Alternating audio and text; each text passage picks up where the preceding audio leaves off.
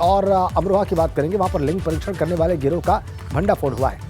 छापेमारी के दौरान अल्ट्रासाउंड सेंटर की आड़ में लिंग परीक्षण के खेल का खुलासा हुआ है। हरियाणा से महिलाओं को अमरोहा के हसनपुर में लाकर भ्रूण परीक्षण किया जा रहा था। स्वास्थ्य विभाग की टीम ने जब छापेमारी की तो 2 युवकों ने छत से छलांग लगा दी। एक युवक की मौके पर ही टांग टूट गई और दूसरा घायल हो गया। स्वास्थ्य विभाग की टीम ने मौके से अल्ट्रासाउंड की मशीन को कब्जे में ले लिया है। बताया यह जा रहा है कि मोटी रकम लेकर भ्रूण का लिंग परीक्षण यहां पर किया जा रहा था।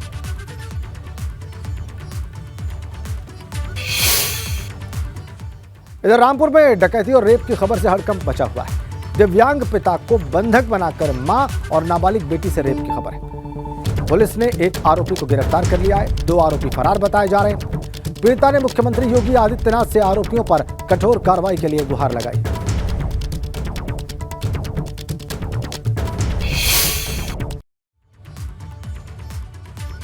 गंभीर घटना हुई है हमारे साथ। मैं और मेरी बेटी दोनों थे, 3 लोग आए थे। मैं हथियारों के घटना उन्होंने बांध के मारा था हमें। जो पैसे थे वो ले गए। हमारे साथ बहुत बदतमीजी करी। हम क्या चाहते हैं? चाहते हैं सख्त से सख्त उन लोगों को सजा मिलनी चाहिए। तो कुल मिला के हम लोग को वेरीफाई करना है कि सच कितना है इसमें, उस लिहाज से कार्रवाई करें। पीड़ित का मुकदमा जो दर्ज था वो भी दर्ज है, प्लस जो उसने बढ़ा के बताया वो भी मैंने बढ़ा दिया है। और उसमें जो वैधानिक प्रक्रिया है वो मेडिकल का और 764 कोड में बयान करने का वो सब हम फॉलो कर रहे हैं। कार्रवाई हम पूरी करेंगे, वेरीफाई पूरा करेंगे और सच मिलने के बाद ही कोई। अतीक अशरफ हत्याकांड के आरोपियों से फिर से पूछताछ की तैयारी है। तीनों शूटर्स को फिर से हिरासत में लेकर पूछताछ करने की तैयारी है। लवलेश, अरुण मौर्य और सनी से पूछताछ की जाएगी। एसआईटी बहुत जल्द सीजीएम कोर्ट में एक अर्जी दाखिल करेगी। एसआईटी ने 60 से ज्यादा चश्मदीदों के बयान दर्ज कर लिए हैं और चश्मदीदों के बयानों से तमाम नई जानकारियां मिलने की भी खबर है। एसआईटी तीनों ही आरोपियों से पहले भी पूछताछ कर चुकी है और फिर से अब उनसे पूछताछ करने की तैयारी है। हमारे संवाददाता मोहम्मद मोइन प्रयागराज से हमारे साथ जुड़ चुके हैं। मोइन, और ज्यादा जानकारी दें इस बाबत। देखिए, माफिया अतीक अहमद और उसके भाई अशरफ की हत्या में मौके से जो 3 शूटर गिरफ्तार किए गए थे, उनसे प्रयागराज पुलिस की जो एसआईटी है जो इस मामले की जांच कर रही है, वो पहले भी 5 दिनों तक अपनी कस्टडी में रखकर पूछताछ कर चुकी है। लेकिन जो शूटर दावा कर रहे हैं कि उन्हें किसी ने भेजा नहीं था, वो खुद ही मारने के लिए आए थे, प्रसिद्धि पाने के लिए, चर्चा में आने के लिए, सुर्खियों में आने के लिए उन्होंने अतीक और अशरफ की हत्या की, वो बात पुलिस अधिकारियों के भी गले नहीं उतर रही है। क्योंकि जिस ठिकाना पिस्टल का इस्तेमाल किया गया उसका कनेक्शन आप देख सकते हैं कि वो लॉरेंस बिश्नोई जो कि गैंगस्टर है, पंजाब के सिद्धू मूसेवाला मर्डर केस में मुख्य आरोपी है, वहां तक जुड़ करके सामने आए जो है वो। तो ऐसे में जो प्रयागराज पुलिस की एसआईटी है वो अब इन शूटरों को एक बार फिर से अपनी कस्टडी में लेकर पूछताछ करने की तैयारी में है। पूछताछ करने के लिए कोर्ट से परमिशन जरूरी होगी, लिहाजा इस बात की तैयारी की जा रही है कि अगले 2-3 दिनों के अंदर ही कोर्ट में एक अर्जी दी जाए और कोर्ट को ये बताया जाए कि तमाम नए तथ्य सामने आए हैं जिसका क्रॉस वेरिफिकेशन किया जाना जरूरी है कि इन शूटरों से पूछताछ की इजाजत दी जाए। तो जब इन शूटरों से पूछताछ की जाएगी तो बहुत मुमकिन है कि जो हत्या का मोटिव है वो मोटिव सामने आ सकता है और ये तस्वीर साफ हो सकती है कि आखिरकार इन शूटरों ने अतीक और अशरफ की हत्या क्यों की थी। बहुत धन्यवाद आपका मोहित। इसी बीच में कुशीनगर से खबर है, बारिश हुई है वहां पर और बारिश के साथ वहां पर ओले गिरे हैं। बारिश के कारण लोगों को गर्मी से राहत मिली है और 2 से 3 दिनों तक मौसम इसी तरह से रहने का अनुमान है। कुशीनगर में पूर्वी उत्तर प्रदेश के देखिए कैसे ओले पड़े। बारिश तो हुई ही, ओले भी गिरे वहां पर और इससे तापमान में गिरावट आई, लोगों को भीषण गर्मी से राहत मिली और ऐसा पूर्वानुमान है कि 2 से 3 दिनों तक ये राहत जारी रह सकती है। 2 से 3 दिनों तक भयावह गर्मी से राहत रहेगी कुशीनगर के लोगों को। देखिए कल रात को कैसे ओले गिरे हैं बारिश के बाद। स्वाभाविक तौर पर तापमान गिरा है इससे और अधिकतम तापमान सुबह 10 बजे 37 डिग्री था, लेकिन न्यूनतम तापमान 26 डिग्री था कुशीनगर में। ओले और बारिश के कारण तापमान में गिरावट है कुशीनगर में।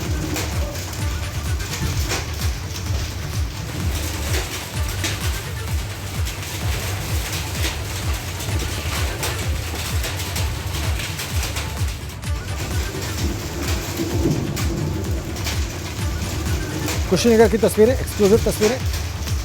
ओले गिरते हुए आप देख सकते हैं। और आपको बताएं कि कांग्रेस के पूर्व अध्यक्ष राहुल गांधी ने ट्रक का सफर किया है। राहुल गांधी के ट्रक में सफर करने का वीडियो वायरल हो चला है। कल रात ट्रक में राहुल गांधी ने सफर किया और इसका वीडियो वायरल हो गया है। इसका वीडियो देखा जा रहा है। ये देखिए आप, ये वीडियो वायरल हो चुका है जो इस वक्त आपकी स्क्रीन पर है। ट्रक में सफर करते हुए दिखाई दिए राहुल गांधी और ये वीडियो वायरल। कल रात उन्होंने ट्रक से सफर किया। देखिए आप फिर से एक बार ये वीडियो, बहुत स्पष्ट आप देख सकते हैं राहुल गांधी को। ट्रक की खिड़की से उन्हें बहुत साफ देखा गया। इसका वीडियो अब वायरल हो गया। सर इधर देखो सर, राहुल सर। तो ट्रक में सफर करते दिखाई दिए राहुल गांधी, कांग्रेस के पूर्व अध्यक्ष, कांग्रेस नेता। पिछले दिनों कर्नाटक में कांग्रेस पार्टी की जीत के बाद निश्चित रूप से उत्साहित हैं। अविनाश तिवारी हमारे संवाददाता फोन लाइन पर जुड़ गए हैं। अविनाश, ये कल रात कब का वीडियो है और राहुल ने कहां से कहां तक का सफर ट्रक से तय किया? बताया जा रहा है कि कल रात का वीडियो है। कल देर रात राहुल गांधी ने दिल्ली से अंबाला तक का ये जो सफर है ट्रक से वो तय किया है और अंबाला में तमाम सारे लोगों से बातचीत की, वहाँ पे ढाबा में भी रुके, वहाँ पे लोगों से इंटरेक्शन भी किया है। क्योंकि राहुल गांधी लगातार जिस तरीके से भारत जोड़ो यात्रा किया, उसके बाद से लगातार जनता के बीच में खुद सक्रिय हो रहे हैं और जनता के बीच में जाकर कई सारे कार्यक्रमों में भाग ले रहे हैं। इसी कड़ी में कल रात उन्होंने ट्रक से सफर किया और ट्रक के जो ड्राइवर हैं और जो ट्रक में काम करने वाले तमाम लोग हैं, उनकी समस्याओं को जानने की कोशिश की कि किस तरीके से उनको समस्या आती है ट्रक चलाते वक्त या ट्रक से जो है माल ढोते वक्त। इन तमाम सारी चीजों को जानने के लिए कल रात को उन्होंने खुद ट्रक से सफर किया है, जिसकी तस्वीरें अब निकल कर सामने आ रही हैं। कई सारी तस्वीरें अब वायरल हो रही है, जिसमें राहुल गांधी ट्रक ड्राइवर से बातचीत करते हुए नजर आ रहे हैं, ढाबे वाले लोगों से बातचीत करते हुए नजर आ रहे हैं और ट्रक में बैठकर सफर करते हुए भी नजर आ रहे हैं। ये तस्वीर अब निकल के आ रही है। राहुल गांधी की कोशिश है लगातार तमाम सारे लोगों से इंटरेक्शन की। कर्नाटक का चुनाव में भी देखा गया था कि वहां तो उन्होंने डिलीवरी बॉय से जाकर के बातचीत की थी, जो होटल में ढाबे में काम करने वाले लोग हैं उनसे बातचीत करने की थी और भारत जोड़ो यात्रा के दौरान भी अलग अलग समुदाय के लोगों से बातचीत की थी। तो उसी कड़ी में अब वो आगे बढ़ रहे हैं। अब देखना है कि किस तरीके से आगे वो बढ़ते हैं और किस तरीके से आगे कांग्रेस पार्टी को इसका फायदा मिलता है। बहुत धन्यवाद आपका अविनाश। अंबाला तक का दिल्ली से सफर तय किया राहुल गांधी ने ट्रक। आगे बढ़ते हैं, लखनऊ से खबर है। आज सीएम योगी कई विभागों के साथ बैठक करेंगे। बदलते मौसम और बाढ़ की तैयारियों को लेकर, बाढ़ से निपटने की तैयारियों को लेकर जानकारी प्राप्त करेंगे वो और आपदा से संबंधित विभागों से भी जानकारी प्राप्त करेंगे मुख्यमंत्री योगी आदित्यनाथ। सोमवार को साउथ कोरियन डेलीगेशन से भी मिले थे मुख्यमंत्री योगी और आज भी कुछ डेलीगेशन से उनकी मुलाकात का कार्यक्रम है। मौसम के बदलने का अनुमान है। उत्तर प्रदेश के 20 जिलों में कई जगहों पर बारिश और आंधी तूफान की बात है। तो इससे कैसे निपटने की तैयारी है आपदा प्रबंधन विभाग की और दूसरे विभागों की, इसकी जानकारी प्राप्त करेंगे इनके अधिकारियों के साथ बैठक करके और कुछ डेलीगेशंस से भी आज उनकी मुलाकात का कार्यक्रम है। बाढ़ से कैसे निपटा जाए, इसकी तैयारियां क्या की जा रही हैं, इसकी भी वो समीक्षा करेंगे।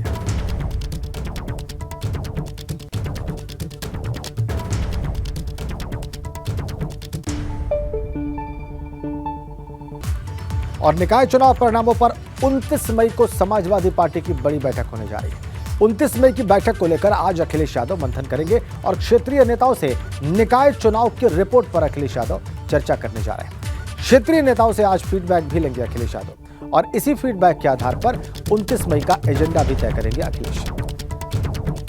तो आज बैठक उनकी क्षेत्रीय नेताओं के साथ और फीडबैक लेंगे वो निकाय चुनाव को लेकर, उनके क्या विचार हैं इस पर उनके साथ बातचीत करेंगे और फिर जो फीडबैक आएगा उस आधार पर 29 मई की बैठक में चर्चा होगी। 29 मई की बैठक का एजेंडा भी आज की फीडबैक के आधार पर तय होगा। तो अखिलेश यादव क्षेत्रीय नेताओं के साथ आज बैठक करने जा रहे हैं और समाजवादी पार्टी के दृष्टिकोण से यह बैठक है।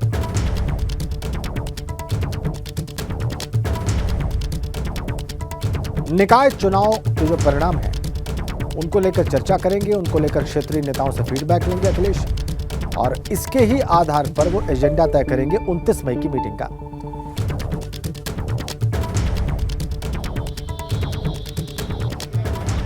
उनतीस मई की बैठक को लेकर आज एक चर्चा होगी उनकी क्षेत्रीय नेताओं के साथ।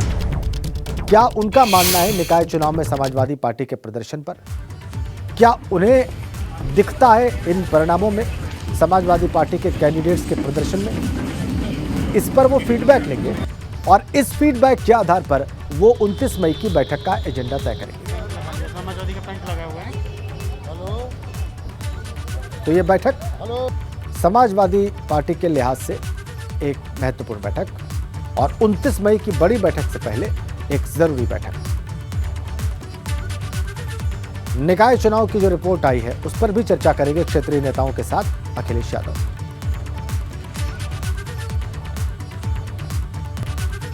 और आपको एक बड़ी अपडेट दे दें, फिर से विवादों में सपा के राष्ट्रीय महासचिव स्वामी प्रसाद मौर्य। हिंदू राष्ट्र की मांग करना संविधान और राष्ट्र विरोधी है, ये उनका कहना है। संविधान और राष्ट्र विरोधी मांग करने वाला राष्ट्र का हितैषी नहीं है, ये भी वो कह रहे हैं। वीरेंद्र कृष्ण शास्त्री के हिंदू राष्ट्र की मांग पर यह बयान दिया है स्वामी प्रसाद मौर्य ने। हरदोई में एक निजी कार्यक्रम में स्वामी प्रसाद ने यह बयान दिया है। आतंकवाद की भाषा बोलने वाले कभी संत नहीं हो सकते। कुछ लोग पूरे संत समाज को बदनाम कर रहे हैं इस तरीके से, और ये कहते हुए भारतीय जनता पार्टी पर आक्रमण किया है स्वामी प्रसाद मौर्य ने।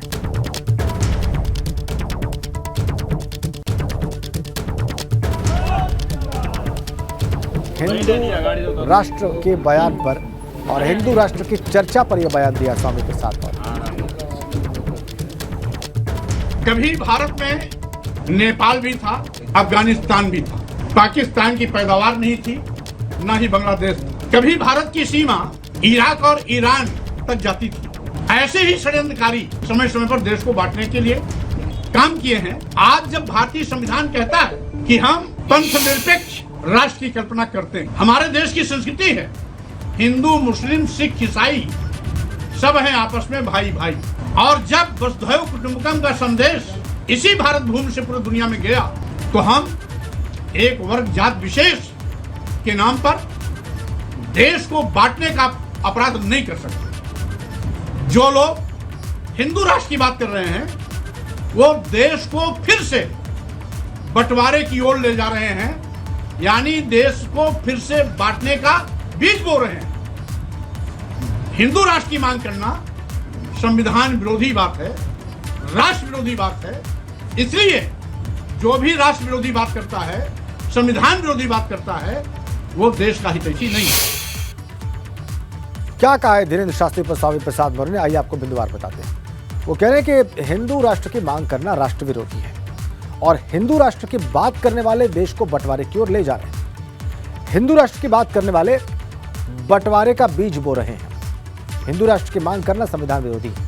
हिंदू राष्ट्र की बात करने वाले देश के हितैषी नहीं है और आतंकवाद की भाषा बोलने वाले कभी संत नहीं हो सकते। कुछ लोग पूरे संत समाज को बदनाम कर रहे हैं। ये बातें कही हैं स्वामी प्रसाद मौर्य ने और लक्ष्य था उनका धीरेन्द्र कृष्ण शास्त्री।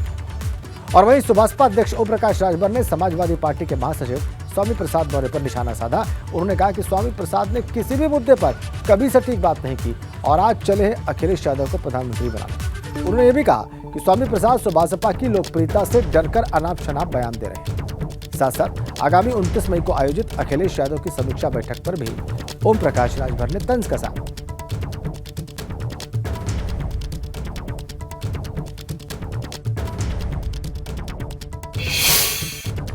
अगर बीजेपी की बात करें, 1 महीने का महासंपर्क अभियान करने जा रहे हैं। इतनी चिलचिलाती गर्मी में 42 डिग्री में सब सांसद विधायक सब लोगों के घर जाएंगे, वोटर से मिलेंगे।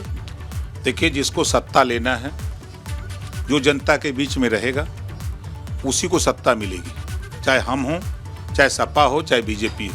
आज जिस तरह का माहौल, बीजेपी सत्ता के लिए पूरी ताकत के साथ लगी है।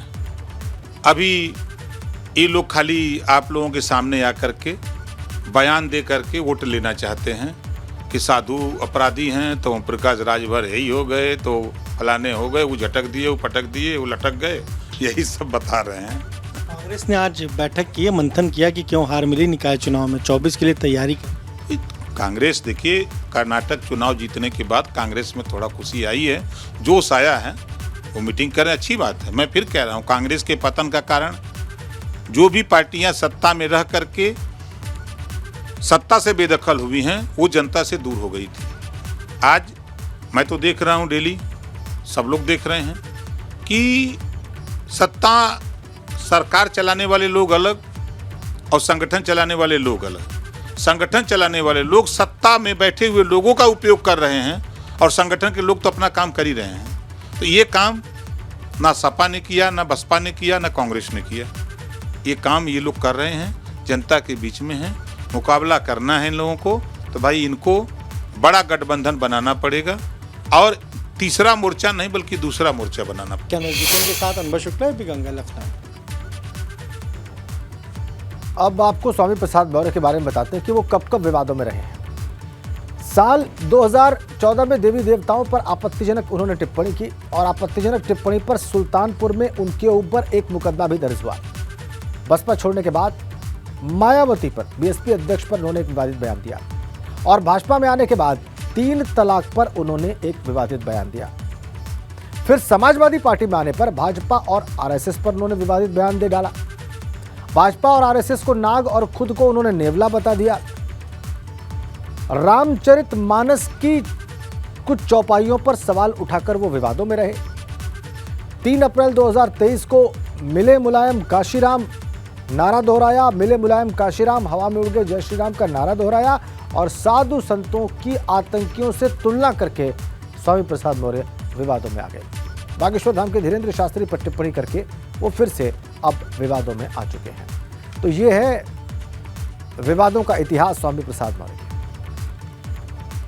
अलग अलग कारणों से वो विवादों में रहे हैं। अगली खबर मेरठ से है। भाजपा के फायर ब्रांड नेता संगीत सोम ने समाजवादी पार्टी पर हमला बोला है। कहा कि लोकसभा चुनाव में सपा का सफाया हो जाएगा। उन्होंने भी कहा कि स्वामी प्रसाद मौर्य अखिलेश यादव के मोहरे हैं और 2024 में अखिलेश का नाश हो जाएगा। वो कह रहे हैं कि राम राज्य आ रहा है 2024 में और इस दौरान अखिलेश यादव का नाश हो जाएगा। ये समाजवादी पार्टी पर हमला बोलते हुए संगीत सिंह सोम ने कहा मेरठ में।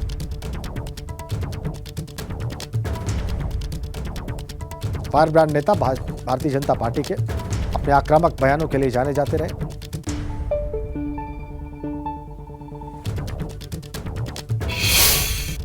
समाजवादी पार्टी के नेता स्वामी प्रसाद मौर्य के बयानों को लेकर सियासत अक्सर गर्मा जाती है। एक बार फिर उनके बयानों को लेकर सियासत गरमाई हुई है। इसी पर हम बात कर लेते हैं बीजेपी के फायर ब्रांड नेता संगीत सोम जी से। संगीत जी, कभी रामचरितमानस पे टिप्पणी, कभी ये कहना कि रामराज हटाओ, क्या लग रहा है आपको कि मतलब क्या 2024 नजदीक आ रहा है, इसको लेकर चलेंगे? देखिए, ये स्वामी प्रसाद मौर्य नहीं बोल रहे हैं। स्वामी प्रसाद मौर्य तो एक केवल मोहरा है। ये अखिलेश यादव बोल रहे हैं और अखिलेश यादव की राजनीति इसी तरीके की है। वो तुष्टीकरण की राजनीति करते हैं। वो एक वर्ग विशेष की राजनीति करना चाहते हैं जिसने उसे छोड़ दिया है। आप ध्यान रखना, जिसकी वो राजनीति करते हैं, मुस्लिम भी अखिलेश यादव के साथ नहीं है। मुस्लिम ने अखिलेश यादव को पूरा वोट दे के देख लिया, कुछ नहीं हो पाया, तो मुस्लिम ने भी छोड़ दिया। आपने अभी मेरठ में देख लिया होगा, आपने हर सीट पे देख लिया होगा। अखिलेश यादव 17 में अपनी जमानत नहीं बचा पाए, 17 मेयर की सीट में सब पे हारे हैं बुरे तरीके से, क्योंकि मुस्लिम भी जानता है कि अखिलेश यादव उन्हें यूज करते हैं और चुनाव के टाइम पे तुष्टीकरण की राजनीति करते हैं। स्वामी प्रसाद मौर्य तो केवल मोहरा है। ये अखिलेश यादव की भाषा स्वामी प्रसाद बोल रहे हैं और जिस तरीके की भाषा बोल रहे हैं, ये इनका सर्व सत्यानाश 100% होना है। बहुत बहुत शुक्रिया। तो देखिए, बीजेपी के फायर ब्रांड नेता हैं, जैसे ही स्वामी प्रसाद मौर्य पर उनसे सवाल पूछा गया तो वो कहीं ना कहीं बेहद तल्खी भरे लहजे में आ गए और सीधा कह दिया कि इन बयानों से कुछ नहीं होता, ये स्वामी प्रसाद मौर्य के नहीं बल्कि अखिलेश यादव के मोहरे के रूप में काम कर रहे हैं और यूपी जो 80 सीटें हैं वो लोकसभा चुनाव में बीजेपी जीतेगी। इतना साफ है कि स्वामी प्रसाद मौर्य के बयानों ने कहीं ना कहीं यूपी की सियासत में सियासी तापमान को और बढ़ा दिया है। वीडियो जर्नलिस्ट सत्येंद्र सिंह के साथ सनुज शर्मा, एबीपी गंगा, मेरठ। बताते हैं आपको कि अखिलेश और स्वामी प्रसाद मौर्य पर क्या कहा है संगीत सिंह सोम ने। वो कह रहे हैं कि अखिलेश यादव के मोहरे हैं स्वामी प्रसाद मौर्य और अखिलेश यादव की भाषा बोलते हैं स्वामी। अखिलेश यादव की तुष्टीकरण की राजनीति है और एक वर्ग विशेष की राजनीति करते हैं अखिलेश यादव, और जिस वर्ग की वो राजनीति करते हैं उसने भी उनका साथ छोड़ दिया है। मुस्लिमों की बात करते उन्होंने कहा कि अखिलेश यादव का साथ उन्होंने छोड़ दिया है। वो जानते हैं कि अखिलेश उन्हें इस्तेमाल करते हैं। आगे कहते हैं वो कि साधु संतों पर टिप्पणी करने वालों का नाश हो जाएगा, अखिलेश का 100% नाश होगा और साधु संतों पर बोलने वालों की विनाशकाले विपरीत बुद्धि की स्थिति है। उन्होंने यह भी कहा कि अखिलेश 17 नगर निगमों में जमानत नहीं बचा पाए, भाजपा अब यूपी की सभी 80 सीटें जीतेगी। ये तमाम बातें कही एबीपी गंगा से संगीत सिंह सोम ने, जो कि भारतीय जनता पार्टी के एक आक्रामक नेता है।